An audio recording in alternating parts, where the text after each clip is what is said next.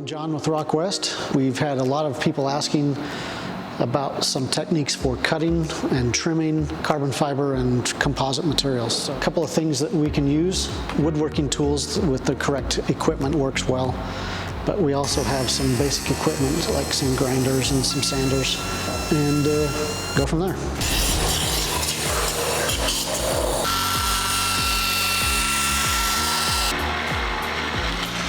What we'll be demonstrating here is just a very simple way to mark and then hand trim carbon fiber. I'm just going to make a simple circle on here, and I'm going to use tape to help me mark it. And that gives me something to draw on without damaging the part. And it also helps protect the surface when we do trim it. Always wear hearing protection. Stuff can get pretty loud. Particle respirator works really well. We will have vacuum on this to help clean it up, but it's always good to have the proper safety equipment.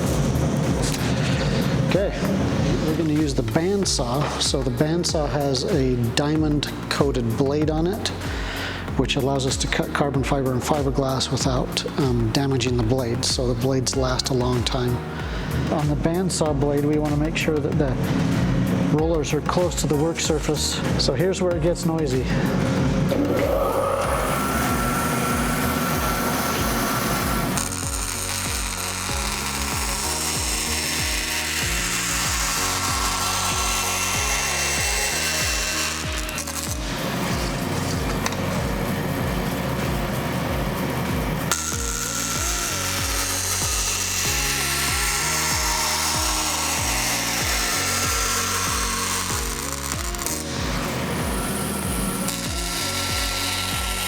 The bandsaw does give you some liberties for some minor cutting curves, but not a whole lot. So always remember that even though this is not a sharp metal cutting blade, the diamonds can still hurt you. So move over here. Use this machine right here to cut nice radiuses.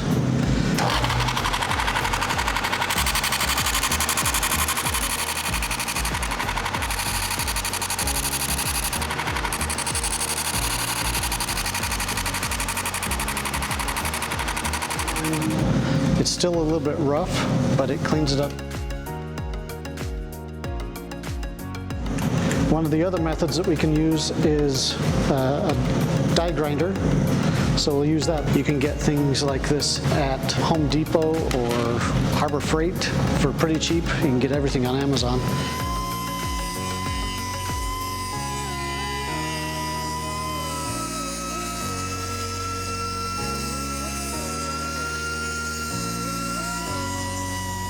This is probably the most commonly used tool in composites. And when you combine it with just a 80 grit grinding disc with a flexible surface on it, you can get some really nice results. It's a little bit easier to get better details than you would with a belt sander.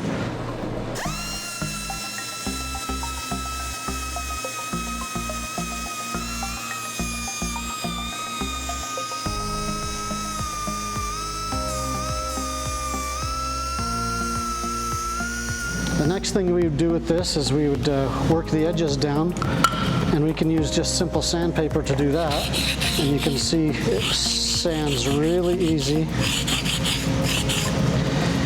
It comes off quite nicely. It's also good on the back side here. We have a sharp edge, and you can feel those slivers a little bit. We can take that around there, break those off. Now it's a nice smooth surface that's not going to give you any slivers. Working with carbon fiber and fiberglass is a lot like working with wood. Wood has bigger splinters, but carbon fiber and fiberglass do have splinters. The other tool that we can use for larger areas is this dual action orbital sander. It's called a dual action because it spins like this, plus it also orbits like that. So we generally use this on large flat areas.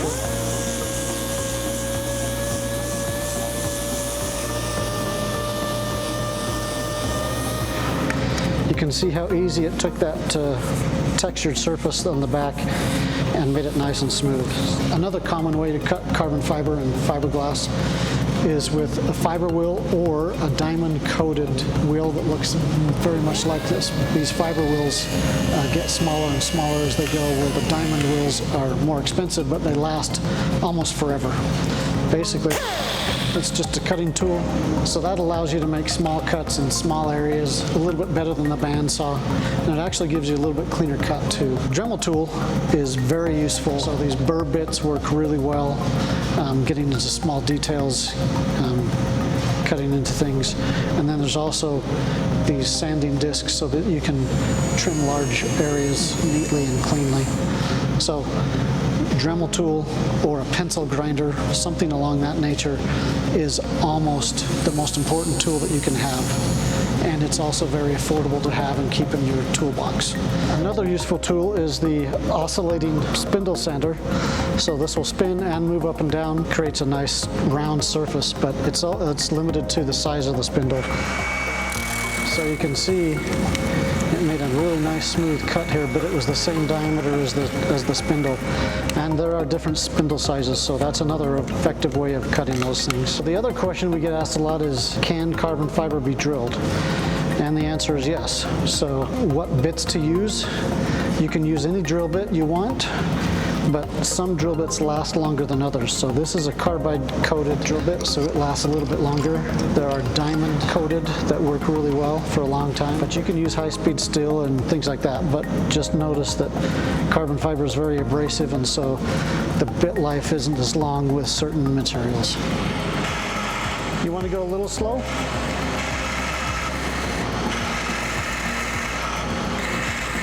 There's the pilot.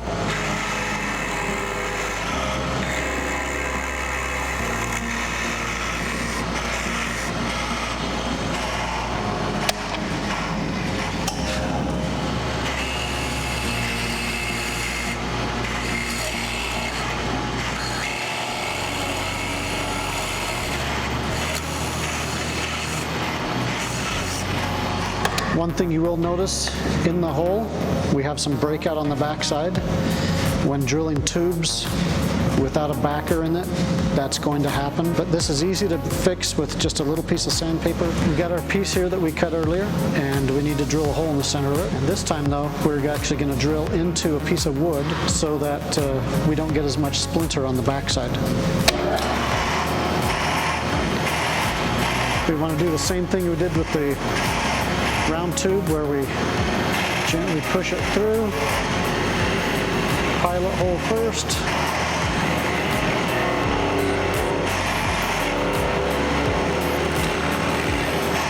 So if we peel this off, we can see how clean the top is too. So a nice clean hole on the top. Of course, we'll take a little piece of sandpaper and clean it up. Nice clean hole on the backside. Wet sanding is where you take wet and dry sandpaper. We're using 320 grit right here, and the wet actually gives some lubrication to it, and it makes the sandpaper last a lot longer. So it just takes a little water, get things wet. You can sand the edges, and this really makes the edges nice and smooth with absolutely no slivers at all. You can see all that carbon dust that comes off of there, but it doesn't go in the air, and it just washes away. Right now I have this smooth surface, and I might need to bond something to it, so I can use the wet dry to sand the surface to take the shine off and any release agents or anything else that might be on there. That dull area now is ready for bonding, so this is a good bond prep using wet dry. Right here I get this hole that I drilled out. I can just rub it around the edges like that, break that edge, and now it's a really nice splinterless clean hole.